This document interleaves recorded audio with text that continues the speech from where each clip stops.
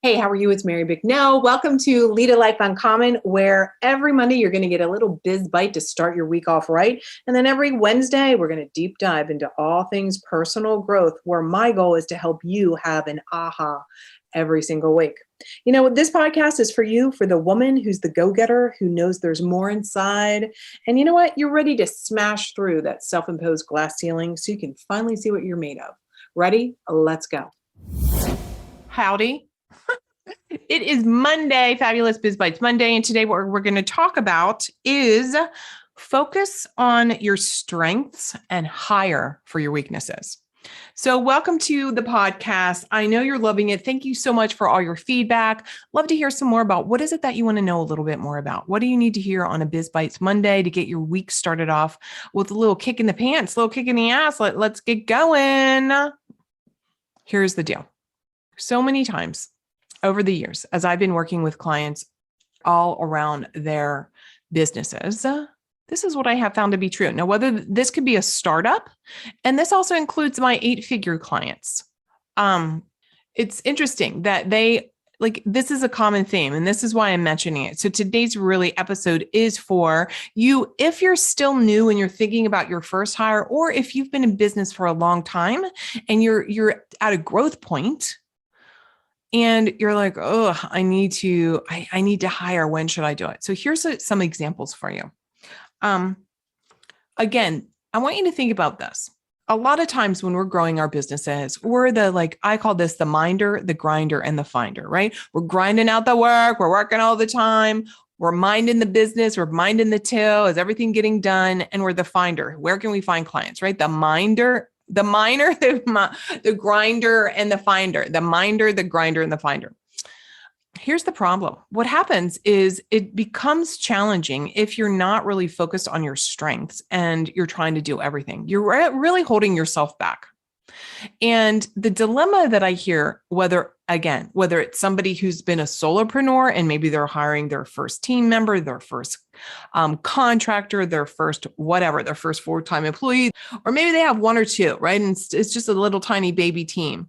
And they're in that, oh my God, I don't know when to hire, or worse, I don't want to let go of this, right? Because your hands are tight on the wheel and you're just doing, you're doing everything. And you can do everything right, so you think. And I've had this experience too. I have a client who has an 8-figure business. And the other day we were talking and she mentioned that this woman was one of the key roles in her business was going on vacation. By the way, for the first time ever for a full week. That was a separate conversation we've had about mental health and taking vacation. But here's the biggest piece of the puzzle for her.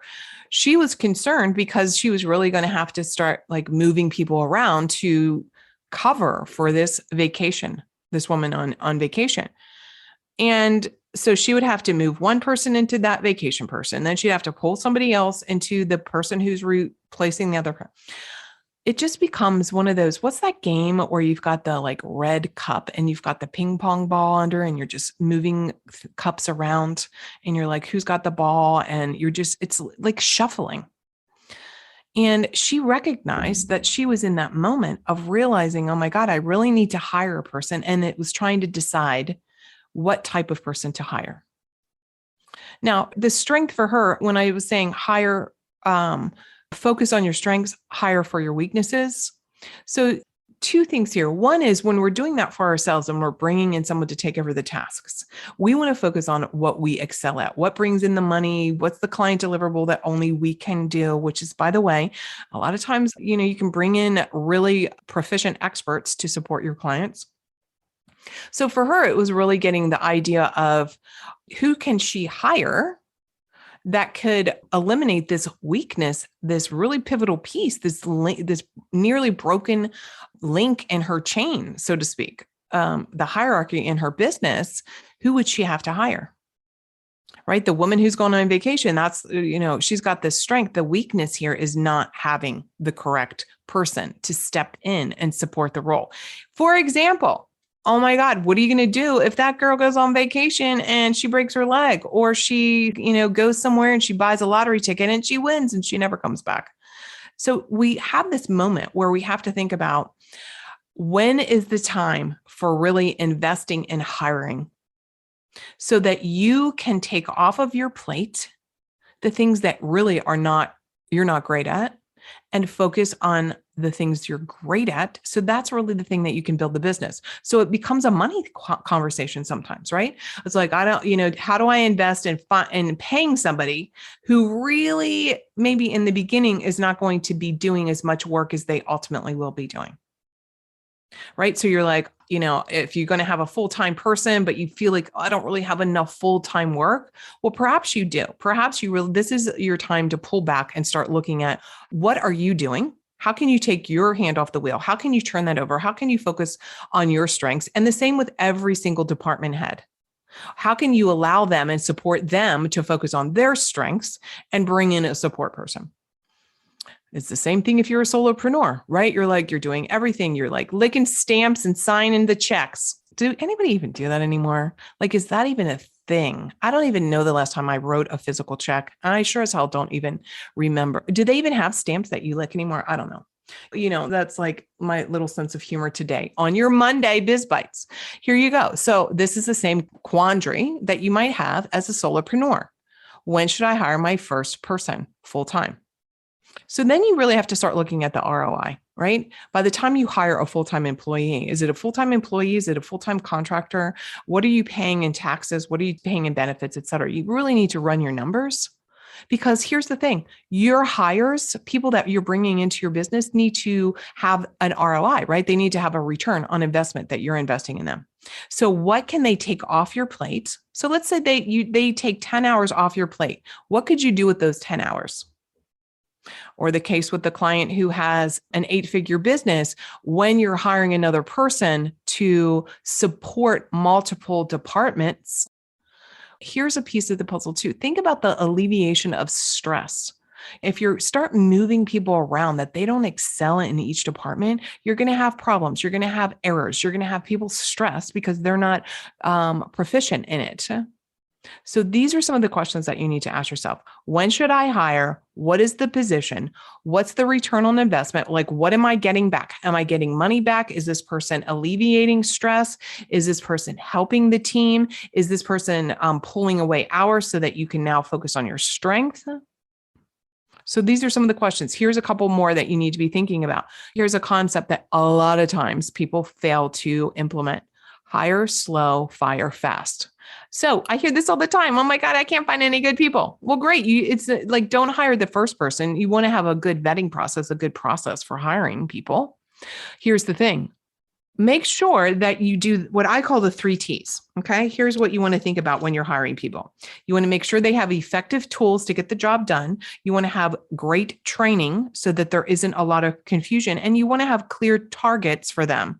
So it's tools, training, and targets. We'll talk about this on another podcast, because you want to make sure that, here's the thing you want to remember. People want to do a good job. So they want to have structure. They want to be brought in. So what does that look like? So I know today I've given you a lot to contemplate when it comes to focusing on your strengths and hiring for the weaknesses. At the end of the day, here's my last tip for you. What's your gut telling you about the person? When you hire somebody and there's something there, let that person go. Hire slow, fire fast. And enjoy the rest of the day. Hey, if you got some value out of this, if you're like, oh, this really got me thinking, can you go ahead and pop over and write a review? Send me an email, mary@marybicknell.com, or post something on social. How has it been for your hiring? How many of these little tidbits are you like, oh my God, she nailed it. This is exactly what I'm experiencing, or this is what I know I'm going to experience in the future. Love to hear it. All right. Enjoy the rest of the day. Make it a badass week. And remember, you deserve to lead a life uncommon. Bye now. Hey, you've been listening to the Lead a Life Uncommon podcast. I'm here helping you create a life to allow you to do whatever the heck you want to do, whenever you want to do it. If you got some value out of this, I'm going to ask you, pop over and give a 5-star review. Subscribe and share this with a girlfriend you know is ready to lead a life uncommon herself. And I want to give you a couple things. Number one is pop over to marybicknell.com/podcast. I have something called the Guide to Your Hidden Thoughts Around Money and Success. You're going to uncover some good stuff there. It's a little workshop I'm giving to you. And another thing I want you to take advantage of is this exercise I did all around connecting with your evolved future self. You're going to love this exercise. It's going to be fantastic. In fact, when you're done, please, please, please go and tag me on Instagram or any of the socials and tell me what you thought. I'm looking forward to hearing what you have to say, and I'll chat with you soon. Bye now.